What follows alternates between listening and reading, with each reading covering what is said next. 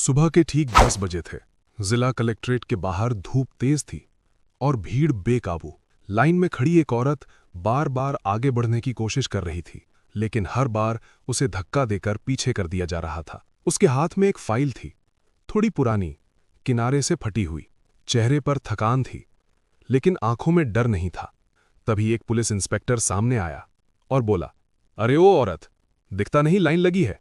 उसकी आवाज में गुस्सा नहीं, घमंड था। औरत ने धीरे से कहा, सर, मुझे बस 5 मिनट चाहिए, मेरे भाई का मामला है। इंस्पेक्टर ने उसकी बात पूरी होने ही नहीं दी। उसने फाइल झटके से छीन ली और जमीन पर फेंक दी। तेरा भाई अपराधी है और अपराधियों के परिवार वालों के लिए यहां कोई जगह नहीं है। लोग देख रहे थे, कोई कुछ नहीं बोला। औरत झुकी, फाइल उठाई और फिर सीधी खड़ी हो गई। सर, बिना सुने किसी को अपराधी कहना कानून नहीं होता। इंस्पेक्टर हंस पड़ा। कानून? तू मुझे कानून सिखाएगी?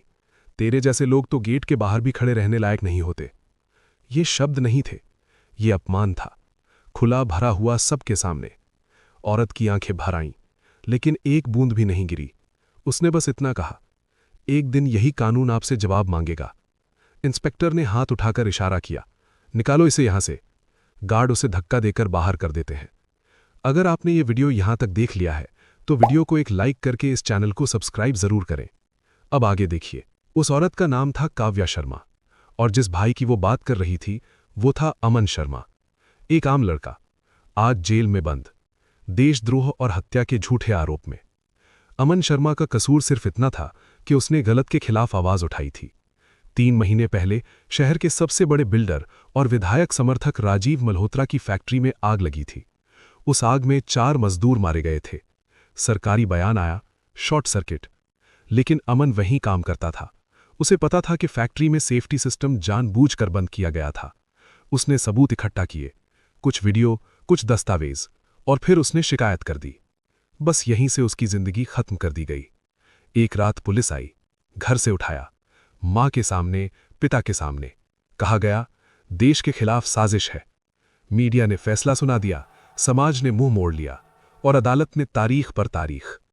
काव्या उस दिन कलेक्ट्रेट से लौटकर सीधे अपने पुराने घर पहुंची। माँ खाट पर लेटी थी, आंखें छत को देख रही थी। कुछ हुआ? माँ ने धीमे से पूछा। काव्या ने झूठ बोला, हाँ, रास्ता निकल रहा है। लेकिन माँ समझ गई थी। माँ हमेशा समझ जाती है। पिता चुपचाप कोने में बैठे थे, एक समय के शिक्षक, आज शर्म और डर से टूटे हुए। लोग कहते हैं हमारा बेटा गद्दार है, पिता बोले। क्या सच में हमने कुछ गलत सिखाया था? काव्या ने पहली बार आवाज ऊंची की। गलत उन्होंने किया है पापा, और सजा हमें दी जा रही है। उस रात काव्या सोई नहीं। उसने अपनी अलमारी खोली, अंदर एक पुराना पहचान पत्र रखा था, सरकारी, जिसे उसने कभी इस्तेमाल नहीं किया था। उसने खुद से कहा, अब चुप रहना अपराध होगा। अगले दिन वो उसी पुलिस स्टेशन पहुंची जहां से उसे कल भरा दिया गया था। इंस्पेक्टर वही था, वही घमंड। अरे, फिर आ गई? उसने मुस्कुराकर कहा। काव्या ने कुछ नहीं कहा, बस अपना मोबाइल आगे रखा। ये रिकॉर्डिंग है, उसने शांत स्वर में कहा, आपकी कल की भाषा की। इंस्पेक्टर की मुस्कान हल्की पड़ी, लेकिन वो हंसा। कर ले जो करना है, तेरे जैसे लोग कुछ नहीं बिगाड़ सकते। काव्या ने पहली बार अपनी पहचान बताई। मेरा नाम काव्या शर्मा है, मैं भारतीय प्रशासनिक सेवा की अधिकारी हूँ। कमरे में सन्नाटा। इंस्पेक्टर हंसा। झूठ बोलने की भी हद होती है। काव्या ने दूसरा कार्ड रखा, सरकारी सील के साथ। अब इंस्पेक्टर का चेहरा बदला, लेकिन उसने खुद को संभाला। तो क्या हुआ? ये केस ऊपर से है। काव्या ने सिर हिलाया। और ऊपर का कानून भी वहीं से आता है। उस दिन से खेल बदल गया। काव्या ने फाइलें मंगवाई, रिकॉर्ड खुलवाए, पुराने मामलों को देखा। राजीव मल्होत्रा का नाम हर जगह था। जमीन घोटाले, मजदूर मौतें, फर्जी केस, और हर बार वही इंस्पेक्टर। सबूत धीरे धीरे इकट्ठा होने लगे, लेकिन खतरा भी। एक रात काव्या को फोन आया, अगर भाई को जिंदा देखना है तो पीछे हट जाओ। काव्या ने फोन काट दिया। अमन को जेल में और प्रताड़ना दी गई ताकि काव्या टूट जाए, लेकिन काव्या नहीं टूटी। उसने एक गवाह ढूंढ लिया, एक फैक्ट्री सुपरवाइजर। लेकिन ठीक उसी दिन वो गायब हो गया। अखबार में खबर आई, सड़क हादसा। काव्या समझ गई, अब ये लड़ाई सीधी नहीं रही। उसने आखिरी चाल चली, सीधे राज्य सचिवालय। वहां उसने एक बंद लिफाफा जमा किया, प्रधान सचिव के नाम। लिफाफे में क्या था ये किसी को नहीं पता था। बस इतना पता था कि उसी शाम राजीव मल्होत्रा की नींद उड़ गई और उसी रात इंस्पेक्टर ने किसी से कहा, अगर ये औरत 1 हफ्ते और जिंदा रही तो हम सब अंदर होंगे। काव्या अपने कमरे में बैठी थी, टेबल पर भाई की फोटो, मां की दवा और वो लिफाफे की एक कॉपी। उसने खुद से कहा, अब या तो सच जिएगा या मैं। तभी दरवाजे पर दस्तक हुई। एक सरकारी दूत खड़ा था। उसने सिर्फ एक लाइन कही, मैडम, जिस सबूत की आप तलाश कर रही थीं वो मिल गया है। काव्या की आंखें भर आईं, लेकिन इस बार डर से नहीं, उम्मीद से। कहानी यहीं रुकती है, क्योंकि अगला कदम कई जिंदगियों की दिशा बदलने वाला है। काव्या देर रात तक सोई नहीं थी। टेबल पर फैली फाइलें, रिकॉर्डिंग, रिपोर्ट्स और भाई की तस्वीर उसे बार बार एक ही बात याद दिला रही थी। ये लड़ाई अब सिर्फ अमन की नहीं रही। सुबह होते ही काव्या ने वो सबूत देखा जो उसे रात में मिला था। वो फैक्ट्री के अंदर का सीसीटीवी फुटेज था, आग लगने से ठीक पहले का। उस फुटेज में साफ दिख रहा था कि सेफ्टी सिस्टम जानबूझकर बंद किया गया था, और उसे बंद करने वाला कोई मजदूर नहीं, बल्कि खुद राजीव मल्होत्रा का मैनेजर था। और उससे पहले वो इंस्पेक्टर उसी कमरे में मौजूद था। ये सिर्फ लापरवाही नहीं थी, ये हत्या थी। काव्या ने बिना समय गंवाए सभी सबूतों को आधिकारिक चैनल से सील कराया। उसने सीधे हाईकोर्ट में याचिका डाली। कोई मीडिया नहीं, कोई शोर नहीं, बस कानून। उधर पुलिस स्टेशन में इंस्पेक्टर की हालत खराब थी।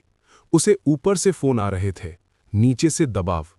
राजीव मल्होत्रा पहली बार डरा हुआ था। वो मंत्री के घर गया। इस औरत को रोको, उसने गुस्से में कहा, नहीं तो सब डूब जाएंगे। मंत्री ने ठंडे स्वर में कहा, अगर सबूत सही हैं तो अब कोई किसी को नहीं बचा सकता। ये पहली दरार थी। जेल में अमन को अचानक अलग बैरक में शिफ्ट किया गया। पहले उसे डर लगा, लेकिन फिर उसे बताया गया, तुम्हारा केस फिर से खुला है। अमन को पहली बार उम्मीद महसूस हुई। कोर्ट में सुनवाई शुरू हुई। काव्या खुद खड़ी थी, सरकारी वर्दी में नहीं, बल्कि एक बहन के रूप में। उसने एक एक करके सबूत रखे, वीडियो, ऑडियो, दस्तावेज। इंस्पेक्टर के शब्द अदालत में गूंजे, तेरे जैसे लोग कुछ नहीं बिगाड़ सकते। अब वही शब्द उसके खिलाफ थे। जज ने इंस्पेक्टर की तरफ देखा, क्या आप कुछ कहना चाहेंगे? इंस्पेक्टर चुप था, पहली बार। राजीव मल्होत्रा ने बाहर निकलने की कोशिश की, लेकिन तभी आदेश आया, राजीव मल्होत्रा को हिरासत में लिया जाए। अदालत में सन्नाटा। अमन को बरी कर दिया गया। जब वो जेल से बाहर आया तो सामने काव्या खड़ी थी। दोनों कुछ नहीं बोले, बस एक दूसरे को देखा। मां रो रही थी, पिता के हाथ कांप रहे थे। ये आंसू दर्द के नहीं, ये राहत के थे। इंस्पेक्टर को सस्पेंड नहीं, सीधे गिरफ्तार किया गया। उस पर फर्जी केस, सबूत मिटाने और सत्ता के दुरुपयोग का आरोप लगा। राजीव मल्होत्रा की सारी संपत्तियों की जांच शुरू हुई। मजदूरों के परिवारों को न्याय मिला। कुछ महीने बाद वही कलेक्ट्रेट, वही गेट। अब वहां एक बोर्ड लगा था, हर नागरिक समान है। काव्या अंदर जा रही थी। आज लोग लाइन में उसे देख रहे थे, इज्जत से। वही गार्ड जिसने उसे धक्का दिया था, अब सलाम कर रहा था। घर में सादगी से खाना बना था। मां मुस्कुरा रही थी। पिता फिर से किताबें पढ़ रहे थे। अमन बोला, दी अगर तुम ना होती तो। काव्या ने बात काट दी, अगर सच ना होता तो मैं भी कुछ नहीं कर पाती। काव्या ने अपनी पोस्टिंग वहीं रखी। उसने ट्रांसफर नहीं मांगा, क्योंकि वो जानती थी, लड़ाई भागने से नहीं, डटे रहने से जीती जाती है। कहानी यहीं खत्म होती है, इस सीख के साथ कि कानून कमजोर नहीं होता, कमजोर उसे इस्तेमाल करने वाले लोग होते हैं। और जब कोई औरत सच के साथ खड़ी होती है तो सत्ता भी झुकती है। न्याय देर से मिलता है, लेकिन जब मिलता है तो सब कुछ बदल देता है।